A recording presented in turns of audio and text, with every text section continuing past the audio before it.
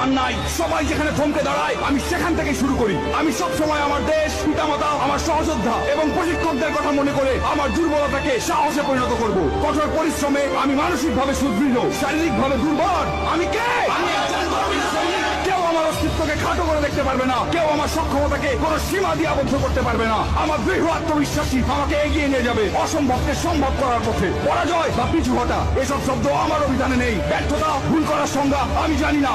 আমার হৃদয় দুর্বলতার কোনো স্থান নেই। আমি কে? আমি একজন গর্বিত সৈনিক। আমার সাথে আমার সহযোদ্ধারা আছে। ঘাম, রক্ত আর অশ্রু বিসর্জন দিয়ে জীবন বাজি রেখে তারা আমার পাশে থাকবে। আমি কখনোই তাদের শত্রুর সামনে মাথা নিচু হতে দেব না। আমি হাসি মুখে যুদ্ধক্ষেত্রে ঝাঁপিয়ে পড়বো। যুদ্ধক্ষেত্রে আমার উপস্থিতি হবে আক্রমণাত্মক এবং হিংস্র। শত্রু আমাকে দমিয়ে রাখতে পারবে না। সাহারিয়া পহলায়া গেল